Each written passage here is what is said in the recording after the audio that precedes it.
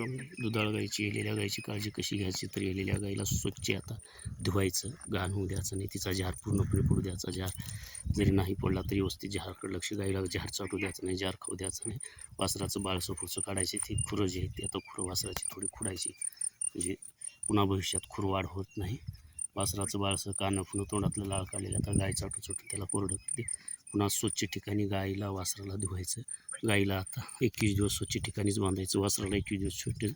आता गाईला कामधेनू नावाचं हे पाठवून अर्धा लिटरचं थोडं थोडं पाजवायचं. किंवा आता दिवस माऊलीच्या मुळा जे दगडाला सुद्धा पानं फुटतात आणि गायच्या गेलेल्या 5 पट वाढ होते खाद्यामध्ये द्यायचं.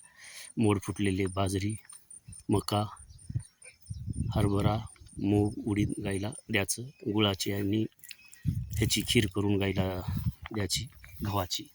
याने अतिशय दुधात वाढ होते. गाईला 10-11 दिवस स्वच्छ धुवायचं, पौष्टिक आहार द्यायचा. गाय आता येऊन अशक्त झालेली असते, त्यामुळं गाईला सशक्त आहार देऊन हे करायचं. तर अशा प्रकारे गाईची काळजी घ्यायची, वासराला सुरक्षित ठेवायचं. वासराला 21 दिवस भरपूर दूध म्हणजे वजनाच्या 10% दूध पाजवायचं. अशी काळजी घ्यायची दुधाळ गाईची. दुधामध्ये वाढ होईल, वासरू लवकर निरोगी राहील, टणटणीत लवकर वाढ होईल, गायसुद्धा सशक्त बनेल, अशक्त बनणार नाही. गाईला आता 21 दिवस वासराला वजनाचे 10%. आता चीकसुद्धा वासराला भरपूर पाजवायचा. चीक का भरपूर पाजवायचा तर चिकामध्ये रोगप्रतिकार शक्ती म्हणजे इम्युनिटी पॉवर हा वासराचा वाढतो, रोगप्रतिकार शक्ती वाढेल त्याच्यामुळे चीक कमी पाजवायचा नाही. लई लोक चीक कमी पाजवतो, वासरू हावून घेतं चीक त्याला भरपूर पाजवायचा. आणि जेवढा चीक पाजवलं तेवढं वासरूची रोगप्रतिकार शक्ती वाढते, वासरू लवकर मोठे होते. दुधाळ गायची अशी वेलेल्या गायची 21 दिवस काळजी घ्यायची. 21 दिवस तिला पौष्टिक आहार द्यायचा, चारा भरपूर द्यायचा, ओला सुका खाद्य द्यायचं. खाद्यामध्ये दूध फुटायचं. गाईला 21 दिवस कंटिन्यू दिवस माऊलीच्या मुळी द्यायच्या, जे दुधामध्ये प्रचंड वाढ होईल.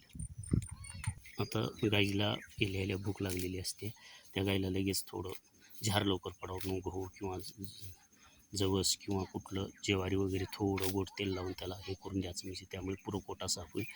झार पडला, पोटातील घाण निघून गेली की दुधावर परिणाम होत नाही, गायच्या आरोग्यावर परिणाम होत, कुठला आजार होत नाही. वासराला स्वच्छ ठिकाणीच बांधायचं, वासराला इन्फेक्शन होणार नाही याची काळजी घ्यायची.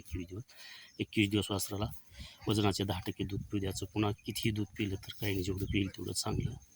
आणि गोऱ्याची धारा काढायचं नाही. गाईचं दूध आपण काढतो म्हणजे त्याच्यातली काही ऊर्जा आपण हे करतो, ती ऊर्जा वासराला भेटली तर वासरू लवकर मोठे होते, चपळ होते, मजबूत होते, टणटणीत होते, निरोगी राहते. आऊत शेतीकामासाठी मजबूत निघते. लालकंदारीचे बैल हे शेतीकामासाठी भारतामध्ये प्रसिद्ध आहेत.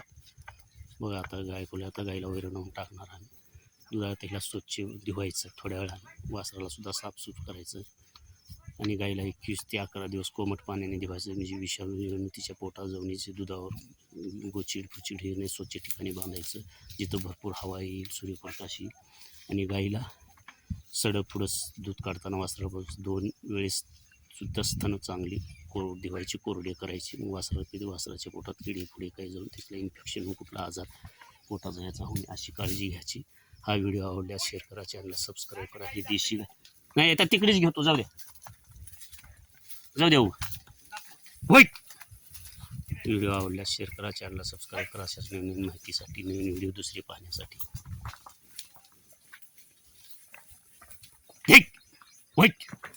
झार पडला, हिचा झार टाकावं लागते.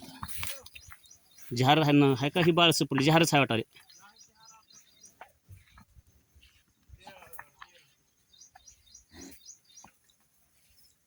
त्याला गादी म्हणतात. गाय वेल्याच्या नंतर पडते, म्हणजे हे वासराला मध्ये सुरक्षित ठेवण्यासाठी गुळगुळीत असा पदार्थ असतो, त्याची पेशी एक असते.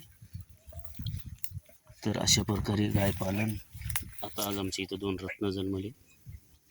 लक्ष्मी, धनलक्ष्मीनी, गोमातानी, कामधेनूने आम्हाला 2 रत्न, 2 हिरे, 2 सोने दिले, ते धरतीपुत्र आहेत. तर बघा हे गाय चाटत आहे, चाटू चाटू त्याला कोरडं करत आहे. माया किती, वात्सल्य किती असते बघा गायची माया.